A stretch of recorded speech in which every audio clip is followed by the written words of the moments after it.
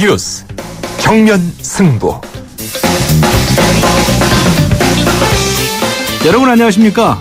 94.5 YTN 뉴스 FM 강지훈의 뉴스 정면 승부입니다. 민족 최대의 명절이지요. 추석 연휴가 시작되었습니다. 고속도로의 귀성 정체도 벌써 일부 시작되었다고 하는데요. 여러분의 귀성길은 어떠십니까?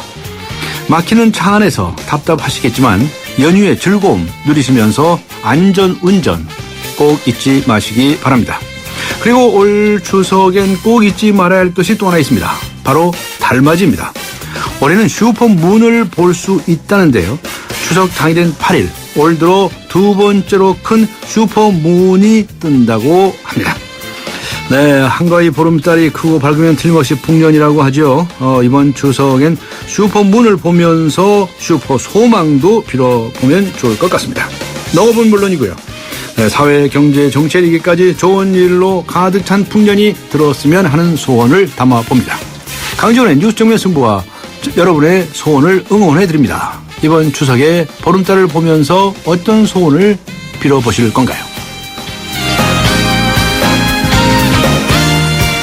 네, 오늘 뉴스 정면 승부와 청취자 여러분께 드리는 질문입니다. 이번 추석에 보름달을 보면서 어떤 소원을 비실 건가요?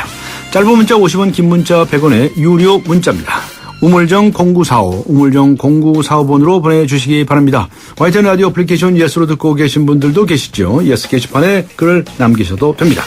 추첨을 통해서 정통 시사 주간지 주간 경향 구독권 보내드리겠습니다. 9월 5일 금요일 94.5 YTN 뉴스 FM 강지훈의 뉴스 정면 승부 들어갑니다.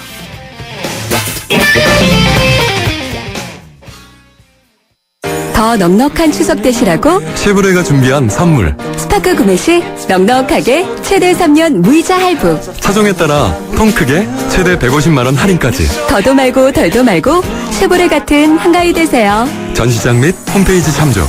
9월 30일까지. Chevrolet, find new roads. 최신폰 살 때 요금제는, 약정은, 분실보험은 고민하지 말고 클럽티 주세요. 라고 한마디만 하세요. 음성 데이터 무제한, 1년마다 최신폰 교체, 분실보험까지 평생 최신폰 보장 프로그램 클럽티. 잘생겼다 SK텔레콤. 자세한 내용은 홈페이지 참조. 한 주간의 뉴스를 키워드로 정리해드립니다. 뉴스 정면 승부 위클리 키워드. 네, 위클리 키워드로 한 주간의 시사 문제 만나봅니다. 시사평론가 이동형 씨 나오셨습니다. 안녕하세요. 네, 안녕하십니까. 네, 이번 주 첫 번째 키워드는 무엇입니까? 많은 분들이 예상하실 것 같은데. 네. 방탄입니다. 방탄. 네. 방탄. 네. 송광호 새누리당 의원의 체포 동의안이 국회에 제출됐었는데 그런데 부결이 됐죠. 네. 그래서 방탄 국회다. 이런 얘기 때문에 지금 민심이 버글버글합니다. 그렇습니다. 네. 그들만의 카르텔, 이것이 또 작용한 게 아닌가. 그들만의 카르텔. 그렇습니다. 네.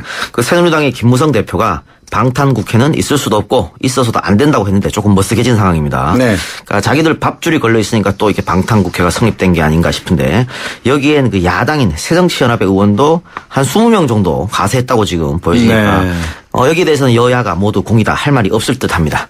특히 그 세월호 특별법으로 여야가 극한 대립을 하고 있고 각종 입법 활동은 한 발자국도 나가지 못하고 있는 상황에서도 이 문제에 대해서는 여야 공이 한 목소리를 내고 있었으니까 네. 국민들이 그 정치에 대한 불신, 정치 혐오증이 가중될 수밖에 없다 이런 생각이 들고요. 경제계 인사가 정치만 삼류다 뭐 이런 얘기를 했었는데 네. 진짜 그런 게 아닌가 그런 생각도 듭니다. 그 추석인데 국민들한테 좀 선물을 줬으면 하는데 오히려 뒤통수를 친 꼴이 됐습니다. 네. 장단이 척척 잘 맞았어요. 네. 네. 그 교황도 왜 우리나라에 왔을 때 이 방탄 자동차를 거부하지 않았습니까? 그렇습니다. 네. 근데 대한민국 국회는 방탄 국회를 좋아하는군요. 그러게 말입니다. 그 송강호 의원이 그 여야 의원 모두에게 자신의 결백을 주장을 하고 또 읍수각전을 벌였거든요. 예. 그런 게 좀 작용했는 것 같고 또 도주 우려가 없는 국회의원을 구속까지 시키는 것은 너무한 거 아니냐 이런 또 여론이 작동한 것으로 보입니다. 또 하나 이유가 있다면 검찰이 체포동의안을 정치적으로 이용한다 이런 생각을 가진 의원들도 몇 명 있는 것 같습니다. 또 특히 동업자 정신이 발휘되었겠죠. 네. 그래서 이번 방탄국회를 보면서 정말 자신들이 가지고 있는 특권 이것을 스스로 내리는 게 그만큼 힘들다. 그것을 다시 한번 상기시켜줬지 않나 보고요. 네. 이번 기회에 불체포 특권에 대해서 전면 재검토 혹은 이번에 무기명 투표였지 않습니까? 네. 무기명 투표가 아닌 기명 투표를 하는 등의 제도 손질이 필요하다. 이런 주장도 나오고 있습니다. 인사 문제이기 때문에 이제 무기명으로 한다는 거죠. 그렇습니다. 예, 그래서 누가 누구를 투표했는지 발표를 못하게 하는 거죠. 네. 예. 근데 그거 밝히면 한번 다 통과를 시켜요. 예? 그렇죠? 예. 그렇죠. 국민 여론 신경 쓰지 않을 수 없으니까. 방탄국회가 무슨 택배 국회로 됐다면서요? 네. 택배 국회는 또 뭡니까? 이거 지금 그 국회에 그 택배 보관실에 네. 국회의원들한테 주는 선물로 발 디딜 틈이 없다고 합니다. 네. 온통 그냥 택배가 쌓였어요. 그렇습니다. 그러니까 뭐 국회의원들에게 배달된 선물은 뭐 지인들이 보낸 것도 있을 수 있겠지만 네. 국회가 감독하는 피감기관 혹은 대기업, 지역구의 업체 등에서 보낸 것이 더 많습니다. 피감 기관이라는 건 무슨 얘기입니까? 감독을 받는. 그렇죠. 감사를 받는 기관이다 이런 뜻이죠. 좀 잘 봐달라고 하는 네. 거겠죠. 그런 기관에서부터 다 받았다는 얘기입니까? 그렇습니다. 그거 받아도 됩니까 그거? 그래서 국민 시선이 곱지 않은 거겠죠. 곱지 않죠. 네. 예. 특히 그 국회가 공존하고 있는 지금 상황에서 일도 안 하는 사람들이 선물을 받아도 되느냐 이런 비판 여론이 커가고 있습니다. 또 형평성 문제도 있고요. 뭐냐면은 공무원들은 3만 원 이상 넘어가는 선물을 못 받게 되어 있거든요. 네. 근데 지금 국회에 있는 그 선물들을 네. 택배 상자를 보니까 3만 원 넘어가는 것도 좀 많아 보이더라고요. 아 그래요? 네. 네. 그거 한번 뒤집어 봐야 되는데요. 그러겠습니다. 네. 그리고 이제 게다가 또 뭡니까? 택배입니까? 택배가 아니고 추석 보너스는 말이죠. 네. 388만 원이라도 받는데요. 국회의원들이. 네. 아주 그냥 기절 졸풍할 일이죠. 네. 두 번째 키워드는 뭡니까? 예, 두 번째 키워드는 자사고입니다. 자사고. 네. 자율형 사립고등학교를 줄여서 부르는 말이 바로 자사고죠. 어제 그 서울시 교육청이 평가 기준에 미달한 자율형 사립고를 발표하고 교육부에 재지정 취소를 위한 협의 신청을 했지만 네. 교육부가 이것을 반려했습니다. 그러면서 자사고 재지정 취소를 둘러싼 혼란이 본격화되고 있는 실정입니다. 네. 자사고는 이제 이명박 정부 때에 사립학교의 건학 이념에 따라서 네. 교육 과정, 학사 운영 등을 자율적으로 운영한다. 뭐 그렇게 해서 나온 학교 아닙니까? 그렇습니다. 근데 이 학교가 왜 이렇게 논란이 많이 됩니까? 네. 무슨 문제가 있습니까? 문제는 그런 겁니다. 설립 목적하고는 달리 상위권 학생들을 독식해가지고 지나치게 입시 위주 교육을 해서 고등학교 서열화를 조장한다는 비판이 지속적으로 불거졌습니다. 그러니까 네. 또 다른 특목고 아니냐 이런 이야기겠죠. 네. 서울시 교육청은 이것을 바로잡겠다고 하는 것이고요. 또 문제가 있다면은 그 일반 고등학교보다 등록금과 수업료가 3배 정도 비쌉니다. 3배. 예. 그래서 서민들의 자녀가 입학할 수 없다. 뭐 이런 이야기가 있겠죠.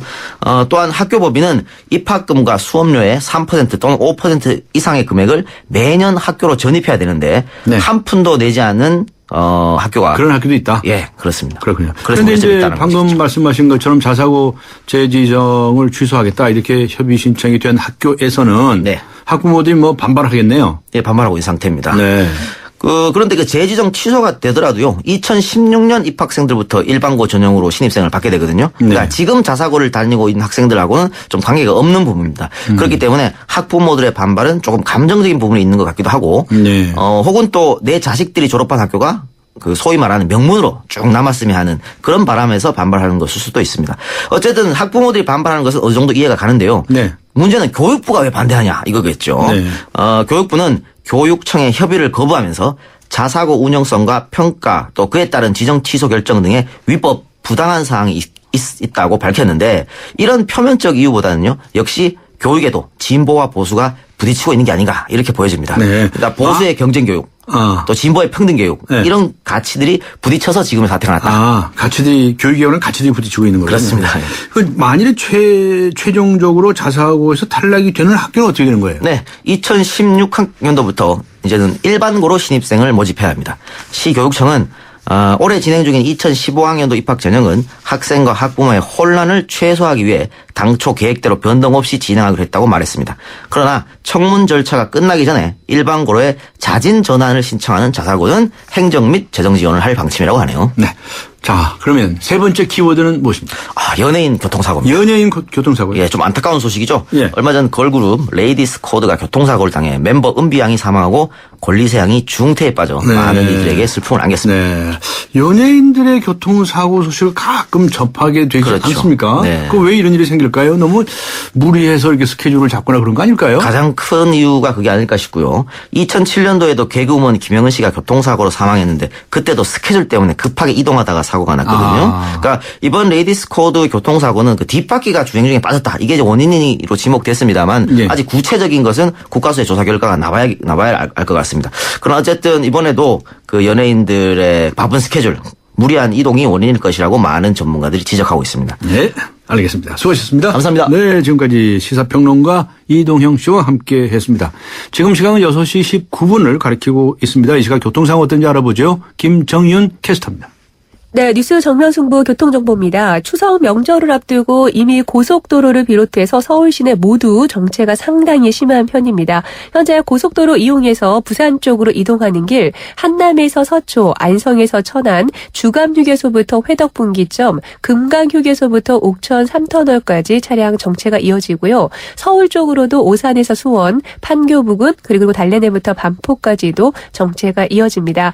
이 밖에 서해안고속도로나 영동고속도로도 하행선으로 교통량이 늘어나고 있는데요. 서해안고속도로 목포 쪽으로 가는데 서평택에서 서해대교, 대천 부근 일대로 밀립니다. 서울 쪽 정체도 만만치가 않습니다. 송악부터 서해대교, 발안에서 용담터널, 일찍에서 금천까지 모두 27km 구간 정체입니다. 뉴스 정면승부 교통정보였습니다. 대한민국의 하루, 여러분의 하루를 정리해드립니다. YTN 뉴스 FM 뉴스 정면 승부. 네, 이제 본격적인 추석 연휴에 들어가죠. 벌써부터 귀성길에 오르신 분 많으실 겁니다. 조금 전에 교통정보에서 들으신 것처럼 곳곳에 밀리기 시작하고 있습니다. 뉴스 정면 승부 듣고 계신 청취자 여러분들 지금은 어디 가고 계십니까? 고향 가는 차 안에서 들으시는 분들께서는 이번 정면 인터뷰 귀를 기울이시기 바랍니다. 답답하게 막힌 귀성길에서 잠시 쉬어갈 만한 볼거리, 먹거리 없을까 소개해 드리고자 합니다. 한국여행기자포럼의 회장을 맡고 계시죠. 스포츠 서울의 이우석 기자 연결하겠습니다. 안녕하세요. 네, 안녕하십니까. 네, 지금 많은 청취자분들께서 차 안에서 듣고 계실 텐데요. 고속도로를 네. 타고 이렇게 쭉 내려가다가 길이 너무 막혀서 국도로 빠졌다. 뭐 이럴 경우에 말이죠. 잠시 이렇게 중간에 들릴 만한 국도 주변에 여러 가지 여행지들이 있지 않습니까? 어떤 것들을 소개해 주실 수 있을까요? 네, 뭐 사실은 이제 그 수도권 일대를 좀 빠져나오기 전에는 좀 마음이 좀 급하잖아요. 예. 그래가지고 좀 마음 놓고 좀 쉬어가기 어려운데 또 좀 국도로 빠진다도 이게 또 얼마나 또 가다가 또 막힐까 또 걱정도 들고요. 그래서 저는 이제 적어도 이제 충남 정도 충북에 내려간 다음부터 이제 쉬어가시기를 추천하는데요. 아, 네. 특히 이제 서해안고속도로가 많이 막히거든요. 네. 네, 근데 지금 딱 시간이 이제 해가 질 무렵 아닙니까? 그렇죠. 그럼 또 우리가 언제 이런 황금 같은 일몰을 볼 수 있을 기회가 또 얼마 없지 않습니까? 아, 그러니까. 그럴 곳이 있습니까? 예, 그렇죠. 지금 현재 아직 최근에 출발하셨을 때 파송이나 아직 당진 뭐 이쪽을 못 가신 분들이 있다면 예. 이제 이쪽에서부터는 정말 이제 유명한 일몰 여행지들이 줄줄이 나옵니다. 예, 화성 쪽에서부터도 나오셔도 되고요. 당진에서 빠지셔도 되고 태안에서 빠지시면 됩니다. 네. 그럼 이제 줄줄이 이제 일몰 여행지들이 딱 나오는데 아직 해가 지려면 1시간 정도 남았으니까 예. 지금쯤 이제 슬슬 준비하셔가지고 예 이제 인터체인지에서 나오셔서 예. 이제 간월도라든가 예 그다음에 그 당진의 유명한 이제 난지도 해안 쪽에 가시면 이제 오늘 날씨도 좋으니까 일몰을 이제 감상할 수 있습니다. 오늘 저녁 해가 지는 모습을 볼 수 있겠네요. 그렇죠. 그 구름이 좀 있고 해무가 있을 때 네. 또 하늘이 저희 빨갛게 물들거든요. 네. 예, 그러면 또 이제 이런 그 일몰을 보시고 또 밤에는 이제 연걸어가는 추석달을 보시는 이제 그런 뭐 하나의 그 귀성길에 찾을 수 있는 조그만 재미랄까요. 예. 네. 그렇군요. 이 그다음에 방송은 또 이제 네, 전북 부안 쪽으로 아예 내려오시면 변산반도 쪽으로 둘러보시는 것도 괜찮습니다. 변산반도. 예, 지금 뭐 늦은 저녁 삼아 좀 음식이 맛있으니까 만난 이제 해산물 드시고 이제 달빛 드라이브 즐기신 후에 다시 또 출발하시면 좀 뭐 이제 아무래도 좀 운전 스트레스도 좀 풀고요. 네. 예, 속도 든든하고 뭐 그럴까 합니다. 알겠습니다. 예. 자, 그리고 예. 말씀하십시오. 네, 강원도 쪽으로 가시려면 아무래도 원주 이상 가셔서 움직이는 게 낫고요. 아무래도 그 전에 좀 많이 막히거든요. 그래서 평창 동평 쪽으로 빠지셔가지고 이제 강릉이나 동해안 쪽이 고향이신 분들은 그쪽으로 통해서 나오시면 지금은 이제 메밀꽃이 가득합니다. 그리고 좀 막국수도 맛있고요. 네. 또 드시고 대관령 쪽으로 이제 국도변을 이용해가지고 또 빠져나가시면 아무래도 체증을 좀 피할 수 있습니다. 알겠습니다. 네네. 막국수 말씀을 하시긴 하셨는데요. 네. 이 도로 위에서 장시간 이렇게 있다 보면 네. 허기가 질 때가 있지 않습니까? 네, 그렇죠? 그렇습니다. 예. 그러면 이제 가다가 이렇게 지역별로 이게 즐길 만한 음식이 있다고 한다면 찾아가서 맛을 보는 것도 좋을 것 같은데요. 어떤 곳이 그렇죠. 있을까요? 운전길이 되게 재미가 있는데요. 이제 지금이야 뭐 원래 이제 오곡이 물고기 가는 가을이라 먹을 게 아주 많습니다. 특히 서해안 쪽은요 전어철이고 꽃게, 대하 등 많은 이제 바다 먹거리들이 있는데요. 네. 그다음에 강원도와 경북 내륙 쪽에는 이제 송이가 나오는 지진입니다. 그래서 아무래도 이거는 이제 기름진 추석 음식에 질리셨을 때 앞으로도 이제 많이 드실 거 아닙니까? 네. 그러면 이제 담백한 해산물 쪽으로 좀 추천을 하고요. 네. 예, 문제는 이제 살짝 도로를 많이 벗어나야 됩니다. 예, 아무래도 고속도로의 변에 그래서 나오셔가지고 항구 쪽으로 가야 지금 현재 이제 전어고 이제 꽃게, 대하 같은 것들을 즐길 수 있는데요. 예, 좀 약간은 무리를 해서라도 네. 한 40분 더 늦게 마음의 여유를 가지시고 네. 이제 가시면 이제 깔끔하고 담백한 이제 만난 제철 먹거리들로 이제 추석 음식과는 좀 다른 예, 맛있는 여행을 또 즐길 수 있습니다. 예. 그렇게 공주 정안 쪽에는 예. 내륙에는 이제 햇밤이 맛있고요. 예. 예, 방 같은 거는 이제 드시는 것보다는 사들고 가면 좋죠. 고향집에요. 네. 그렇군요. 예, 그런 지역별로 먹거리들이 많습니다. 지금 금산에서는 인삼튀김도 있고요.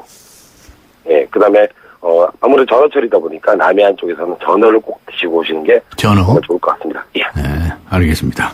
하여튼 이렇게 긴 여행을 아주 유익하게 활용을 하시면 더욱 좋을 것 같다는 생각을 할 수 있습니다. 그런데 말이죠. 요즘 휴게소들이 여러 가지 특색 있게 말이죠. 이렇게 하는 곳이 있지 않습니까?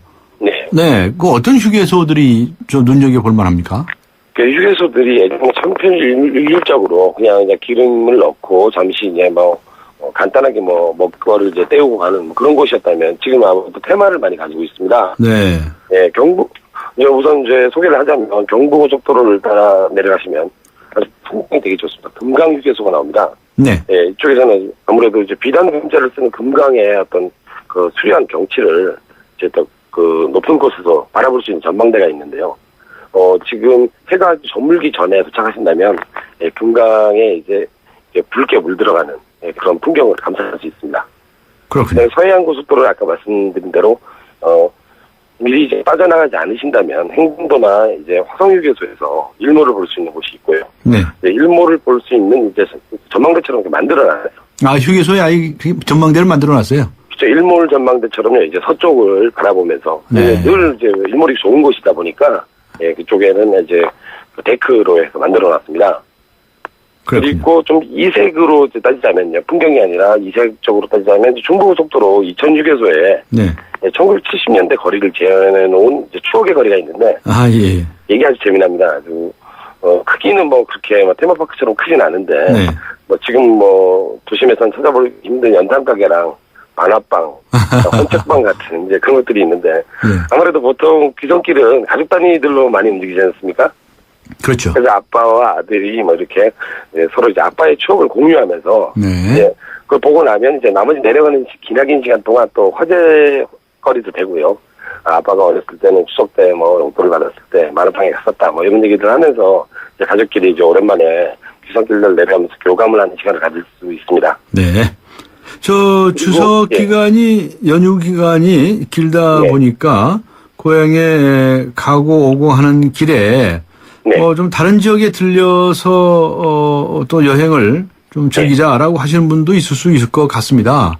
예를 네, 들어서 네. 어떤 지역에 무슨 축제가 있다든가 말이죠. 그렇지 않습니까? 예. 그냥 너무 그냥 네. 바삐 갔다가 바삐 오려고 신경 쓰기보다 이 네, 시간을 네. 잘 활용을 하는 건데 어떤 지역 축제가 소개할 만하신가요?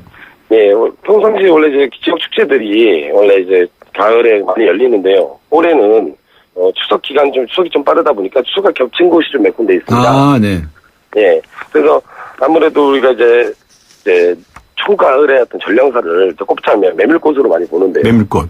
예, 지금 아까 앞서 말씀드린 대로 강원도 평창에 동평에 가시면 네. 메밀꽃 축제가 열리고 있고요. 네. 또 마찬가지로 전북 고창에도 메밀꽃 축제가 열리고 있습니다. 아, 예. 두 축제가 바로 오늘 시작해가지고 오늘 시작해요. 예, 이달 중순이랑 말까지 각각 열려서 예, 참 아주 아름다운 이제 초가을의 정치를 맛볼 수 있는 그 문학 작품에 나오지 않습니까? 소금을 뿌려놓은 듯 흐뭇한 그런 풍경들을 귀성길에 중간에 들려서 볼 수 있습니다. 네. 그리고 이제 볼거리 축제가 있다면 이제 맛있는 대하 축제가 또 열리고 있고요. 예. 충남 홍성의 남당항에서 열리고 있습니다. 이제 가을 대하를 이제 또 맛있게 네. 잡수시고 이렇게 오며 가며 이제 몸과 마음을 채우는 그런 유익한 귀성길이 될 듯합니다. 예, 알겠습니다. 지금 이제 운전하시는 분들, 가족이 함께 계실 텐데, 이 기간을 잘 활용을 하시면, 좋을 듯 싶습니다. 오늘 말씀 감사합니다. 예, 예. 네, 지금까지 스포츠 서울의 이우석 기자였습니다. 삼동신도시 분양속보입니다. 눈앞엔 골프장 조망, 단지 앞엔 초중고교와 도서관, 중심 상업시설까지 가까운 968세대 대단지가 옵니다. 상위 40개 건설사 중 부채 비율이 두 번째로 낮다는 그 동일이죠? 삼성이 아껴둔 중소형 대단지, 고양 삼성 7블럭, 동일 스위트 1차. 문의 02381-7373.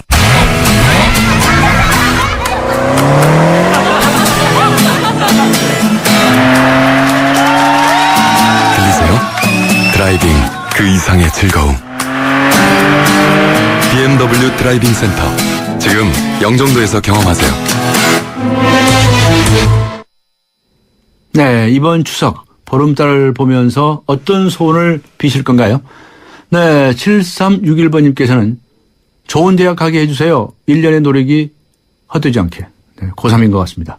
0278번님께서는 하반기 공채 때는 꼭 취업할 수 있게 해달라고 빌고 싶습니다. 올 추석에 집안 어른들이 취직 얘기를 하실 텐데 걱정입니다. 벌써부터 걱정하고 계시는군요. 우물정 0945번으로 의견 보내주시기 바랍니다. 짧은 문자 50원, 긴 문자 100원의 유료 문자입니다. 그리고 YTN 라디오 애플리케이션 예스 듣고 계신 분들께서는 예스 게시판에 글을 남겨주셔도 되겠습니다. 추첨을 통해서 정통 시사 주간지 주간 경향 구독권 보내드리겠습니다. 강지원의 뉴스 정면 승부 1부 여기서 마치고요. 잠시 후 2부에서 뵙겠습니다. 2014 YTN 연중기획 함께하는 미래 창조 대한민국. 상담 전문가인 이호선 박사입니다. 우리가 거울 앞에 서서 고개를 들어 보면 거기 자기가 있습니다. 상담을 하다 보니까 아주 여러 사람들을 통해서 공통적인 이야기들 또 그 결과들이 이렇게 추출이 되더라고요. 나를 위해서 뭔가를 해본 현대인들이 거의 없어요. 이 자기 자신 속에서 생존을 발견할 수 있는 제일 첫 번째 방식이 뭐냐? 거울 앞에 서는 겁니다.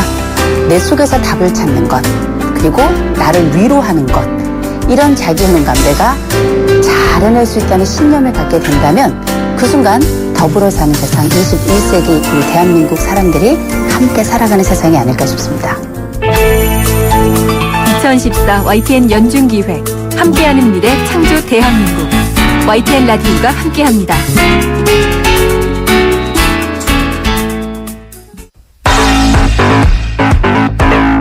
강지원의 뉴스 정면 승부. 네, 이번 추석 보름달을 보면서 어떤 소원을 비실 건가요? 라고 하는 질문을 여러분께 드리고 있습니다. 많은 분들께서 많은 좋은 소원들을 말씀해 주고 계십니다.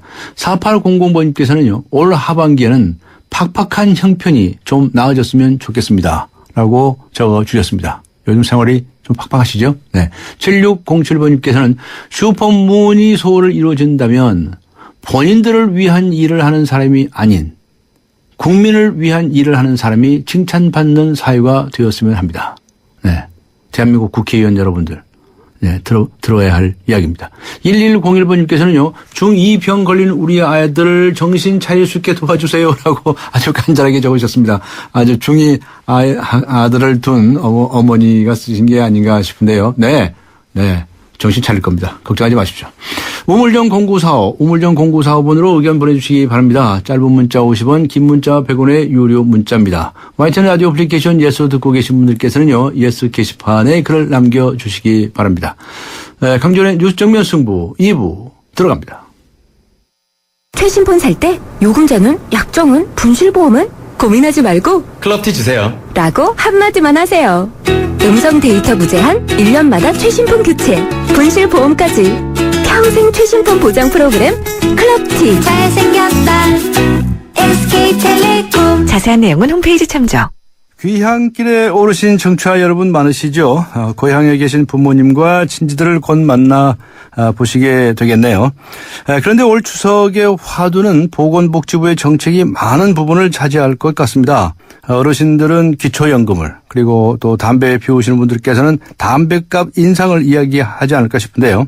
이런 여러 가지 정책을 시행하는 곳이 보건복지부입니다. 오늘 보건복지부 차관이시죠? 장옥주 차관님 초대했습니다. 안녕하세요. 안녕하세요. 네, 많이 바쁘시죠? 네. 예, 현안들이 많다 보니까 하루가 너무 짧다고 생각하고 지내고 있습니다. 네, 그런데 이렇게 나와주셔서 대단히 감사하다는 말씀을 드리고요. 먼저 담배값 말씀부터 여쭤보겠는데 네. 4,500원 정도로 인상하겠다 이렇게 밝히지 않으셨습니까? 네. 4,500원이라는 가격이 확정된 건가요? 그 금연 정책 중에서 가격 정책이 가장 큰 효과가 있다고 평가를 받고 있습니다. 네. 근데 이제 우리나라 그 담배 가격이 선진국에 비해서는 굉장히 낮은 수준이고, 낮다. 네. 또 그 담배값에서 세금이 차지하는 비중도 굉장히 낮은 수준입니다. 네. 좀 더 구체적으로 말씀드리면 우리나라의 담배 가격은 한 2,500원 정도 되는데요. 네. 영국의 경우에는 한 12,000원이 됩니다. 12,000원이요? 네. 네. 그다음에 이제 이 담배값에서 차지하는 세금의 비율도 우린 62%, 예. 영국은 77%입니다. 네. 그래서 그 흡연율을 낮추기 위해서는 최소한 한 2,000원 정도는 담배값을 인상하는 게 필요하다는 그런 연구 결과가 있습니다. 네. 이제 그렇지만 이 담배 가격을 인상하려면은 법률 개정이 필요한 사항입니다. 그래서 관계부처와 현재 긴밀히 협의 중에 있다는 말씀을 드립니다. 네. 담배값이 지금 2,500원 정도인데, 와, 이거 한꺼번에 너무 많이 올리는 거 아니냐, 그게 소민들에게 부담되지 않느냐 하는 얘기도 있습니다. 어떻게 설명하시겠습니까? 사실은 이제 2004년 이후에 그 담배 가격 인상이 없었습니다. 그래서 네. 사실은 그동안의 물가 상승률을 감안하면 1,000원을 올린다 그래도 물가 상승분밖에 되지가 않습니다. 예, 예. 그래서 이 가격 인상이 금연 정책으로 그 기능하게 하기 위해서는 일시에 상당폭을 인상하는 게 효과적이라는 그런 분석입니다. 그래서 세계 보건기구에서도 네. 담배를 끊도록 하기 위해서는 그 담배 소비자 가격하고 소득 수준의 인상을 뛰어넘는 그런 담배세 인상이 필요하다고 생각을 합니다. 권고를 하고 있습니다. 다만 네. 이제 서민들의 부담에 대해서 이제 걱정을 하시죠. 네. 그래서 이제 그 부분에 대해서는 금연 치료비를 지원한다든지 네. 아니면 무료 금연 상담과 같은 효과가 아주 확실하고 피부에 와닿는 금연 지원책을 통해서 담배를 끊으실 수 있도록 네. 도와드리는 대책을 마련하고 있습니다. 네. 세수가 많이 이제 늘어나게 되는 것인데 그런 세수를 담배 끊게 하는 일에 좀 도와주면서 네. 그런 데서 활용하면 이제 좀 부작용이 좀 적지 않을까 싶기도 한데요. 네. 그래서 그런지 어쨌든 간에 세수 확보를 위해서 요즘 세수 좀 줄었다고 그러는데 그래서 담배값을 올리는 게 아니냐 뭐 이렇게 얘기하시는 분도 있습니다. 네. 그 담배 가격 인상이 세계보건기구에서 제시한 그 흡연율 감소를 위한 가장 그 효과적인 정책 수단입니다. 네. 그래서 가격 인상을 통해서 세수가 증대된다면 이 부분은 흡연자 금연 치료 네. 또 금연 상담 확대를 통해서 흡연자가 담배를 완전히 끊을 수 있도록 이렇게 지원할 생각입니다. 사실 많은 분들이 흡연이 개인의 그 자발적인 선택이라고 생각하시지 않습니까? 네. 그런데 사실은 니코틴에 중독이 되면 아무리 끊으려고 해도 잘 되지 않고 또 금연을 해도 그 유지가 어려운 그런 상황입니다. 자기 마음대로 잘 안 되죠. 예. 네. 그렇습니다. 그래서 보건복지부에서는 더 적극적으로 흡연자들이 완전히 금연할 수 있도록 지금보다 더 많은 지원을 할 계획입니다. 네. 국회 잘 통과될까요? 일단 국회에서도 건강을 위해서 흡연율을 낮추기 위해서 인상이 필요하다는 거에 대해서는 공감대가 있는 것 같습니다. 거기에 대해서는 공감도 있는데 네. 얼마로 할 거냐 하는 것은 이제 그 부분에 대해서는 이제 좀 논의가 필요할 것 같습니다. 네. 그리고 말이죠. 이 지자체에서 복지 부담이 너무 크다. 그래가지고 저번에 왜 저 시장 군수 구청장들이 쫙 모여가지고 중앙정부에서 복지 재정 좀 지원을 해달라. 뭐 이렇게 성명을 발표하고 한 거 보셨죠? 네, 어떻게 그렇습니다. 보셨습니까?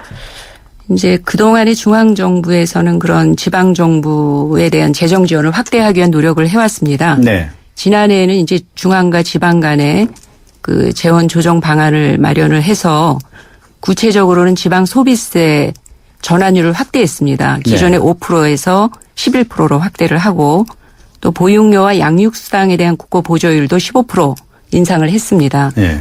그다음에 기존에는 그 지방에 이양돼 있던 그 장애인 정신 양로시설도 국고로 환원을 하고 예. 그다음에 지방소득세에 대한 개편도 추진한 바가 있습니다.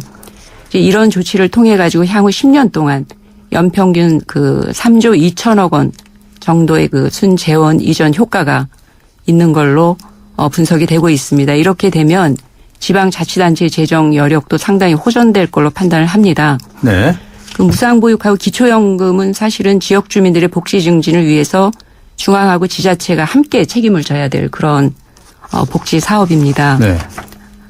그래서 그 지방에서도 이러한 무상보육하고 기초연금 지급의 최우선순위를 좀 두고 세출을 구조조정한다든지 아니면 광역시도의 조정 교부금을 조기 지원한다든지 해서 재원을 확보하는 노력을 함께 해 주셨으면 하는 당부 말씀을 드리고요. 네. 앞으로도 계속 지방정부와 대화를 통해서 문제 해결을 위해 노력을 하겠습니다. 네. 방금 말씀하신 대로 그렇게 많이 여건이 호전됐다는 얘기인데 그럼에도 불구하고 지자체들에서는 와 이거 복지 디폴트 생긴단 말이죠. 네. 막 그러고 하고 있거든요. 네. 이제 올해 기초연금이 7월부터 지급이 됐습니다. 그래서 이제 기초연금 지급할 돈이 부족하다 이제 이런 말씀을 하셔서 저희들도 파악을 좀 해봤습니다. 구체적으로. 예.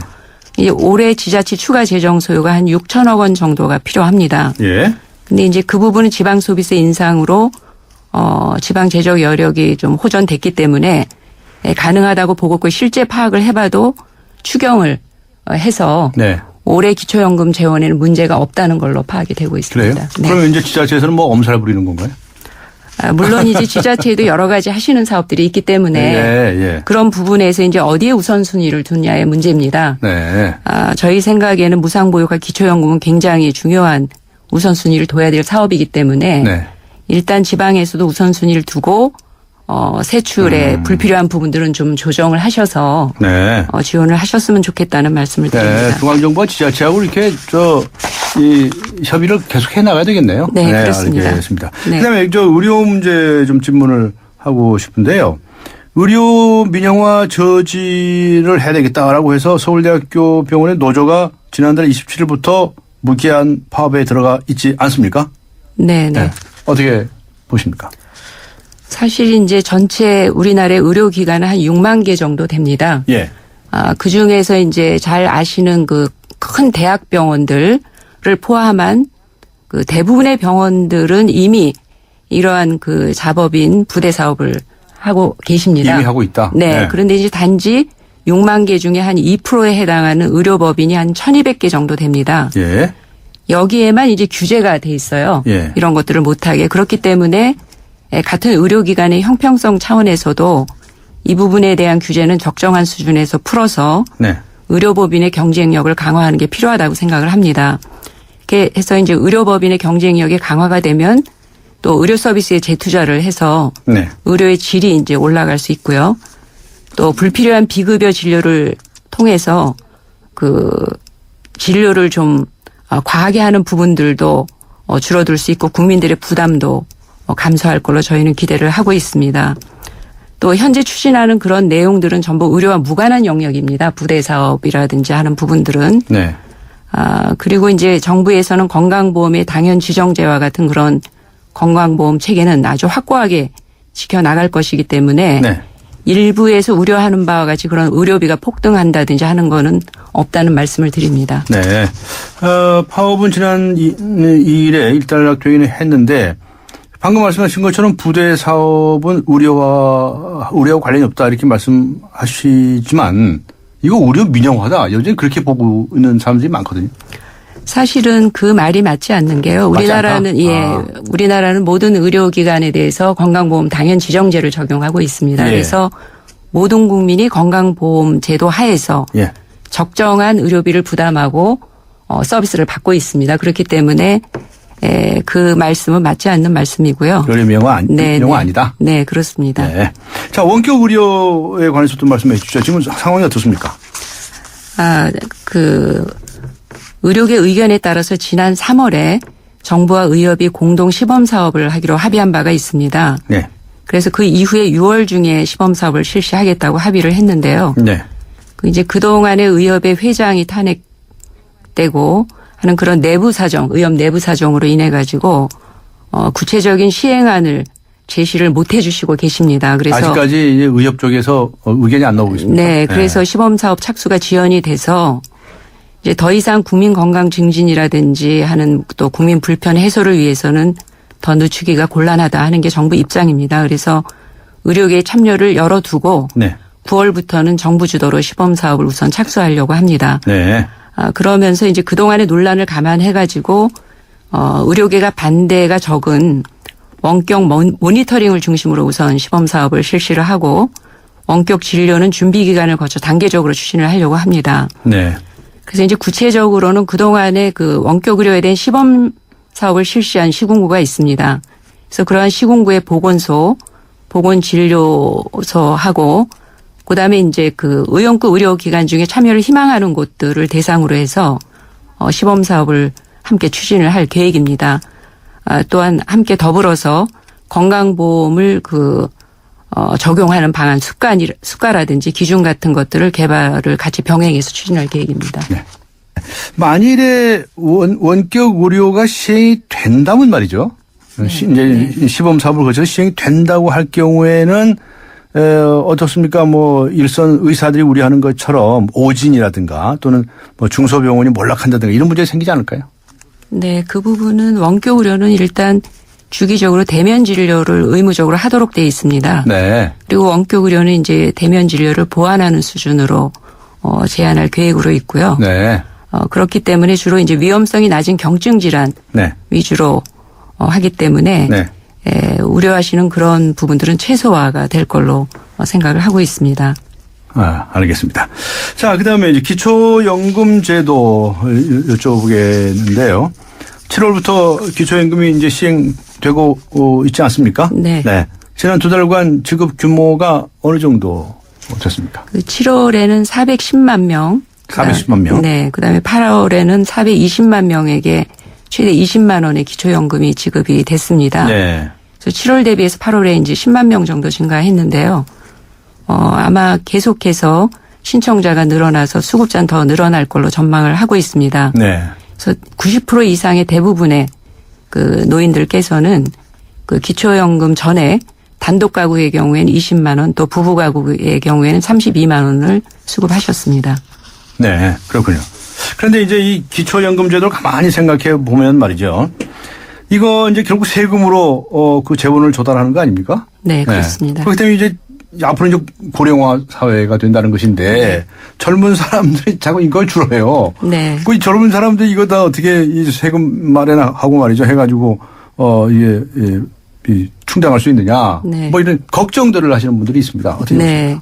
그래서 기초연금 제도는 그 세대 간의 형평성을 고려해서 설계를 했습니다. 그래서 현 세대 노인에게 그 안정적인 소득을 보장하면서도 후세대 부담은 경감하는 그런 그 구조로 설계를 했습니다. 네. 그래서 국민연금과 연계를 했기 때문에 국민연금 제도가 성숙됨에 따라서 기초연금에 드는 후세대 부담도 완화되도록 설계했다는 말씀을 드립니다. 네. 그렇군요. 하여튼 이 저출산 고령화 문제 이건 아주 우리나라가 아주 당면하는 과제가 아닌가 싶은데 특히 이 분야에 관해서 보건복지부에서 노력하고 계신 부분이 있습니까? 네. 2005년도부터 저출산 고령사회 기본법을 제정을 해서 예. 두 차례에 걸쳐서 5개년 계획을 수립 시행했습니다. 네. 이렇게 적극적인 저출산 대응 노력에도 불구하고 그 초저출산 현상은 지속이 되고 있습니다. 네. 이제 그동안의 육아휴직 제도를 개선한다든지 하는 일 가정의 균형을 유지하기 위한 정책, 그다음에 무상보육 실시와 같은 그런 육아 돌봄 서비스 확대 이렇게 다양한 제도가 도입이 됐지만 네. 실제 현장에서 작동되지 못하는 문제가 있었습니다. 네. 네. 그래서 그동안의 저출산 정책에 대해서 재평가를 하려고 합니다. 네. 그래서 약한 고리를 극복할 수 있도록 대책 마련이 필요하면 대책을 마련하려는 계획을 가지고 있습니다. 그래서 10월 중에 네. 저출산 고령사회위원회를 개최를 해서 네. 국민이 참여하는 토론형으로 운영을 하려고 합니다. 그래서 충분히 그 현장의 솔직한 고민을 논의를 해서 사회적 공감대도 확산을 하고 네. 또 저출산 추세 반전을 위한 정부의 강력한 의지도 표명할 계획입니다. 네, 뭐 좀 화끈하게 해야 되는 거 아닙니까? 예. 아니 젊은 사람들이 우선 결혼부터 하네요. 맞습니다. 그러니까 뭐 네. 아이 낳을 생각은 그다음 훨씬 건 다음이고. 네. 이거 어떻게 하면 좋습니까? 그래서 이제 정부에서 여러 가지 그 정책을 통해서 네. 양질의 일자리를 많이 창출을 해야 네. 됩니다. 그래서 네. 그 일자리가 창출돼서 젊은 분들이 안정적으로 직업을 갖고 결혼도 해서 아이를 낳을 수 있도록 이제 해야 되는데요. 그래서 이제 복지부에서도 보건의료 서비스 산업 육성이라는 걸 통해서 네.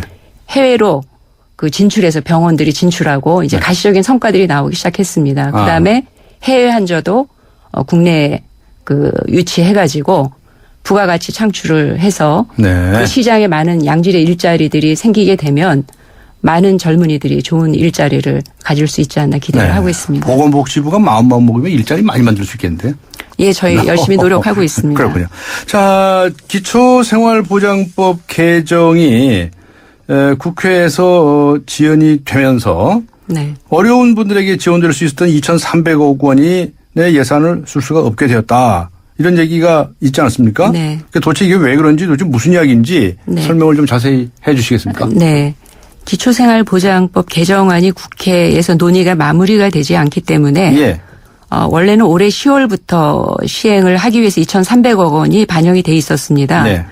근데 이제 법이 지금 마무리가 안 돼서 이 돈을 쓰지 못하고 갈 것 같은 그런 우려스러운 상황입니다. 왜냐하면 법이 통과가 돼도 바로 시행할 수 있는 것이 아니고 이 제도 개편을 시행하기 위해서 이제 정보 시스템도 개편해야 되고 또 하위법령도 마련해야 되기 때문에 네. 준비 작업에 한 6개월이 소요됩니다. 그렇게 시간이 많이 걸립니까? 맞습니다. 미리 다 준비 좀 해놓으시면 안 되나요? 그건 미리 할 수가 미리 할 없는 수가 게 없는데. 이게 법이 확정돼야만이 그 틀에 맞춰서 예, 시스템도 예. 갖추고 하기 때문에 올해 지금 당장 통과돼도 올해는 2,300억을 지원을 못할 수밖에 없는 그런 안타까운 실정입니다. 그래서 네.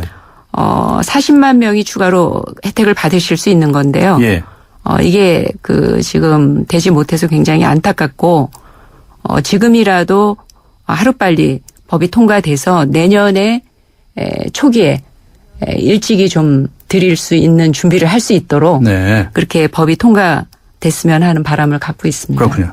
국회의원들이 왜 안 합니까? 더 잘 아시겠지만 지금 우리나라 대한민국 국회가 저모양 적골입니다. 알겠습니다. 정옥주 차관님께서는 그동안에 복지부에서만 이렇게 한 30년 근무하셨다면서요? 맞습니까?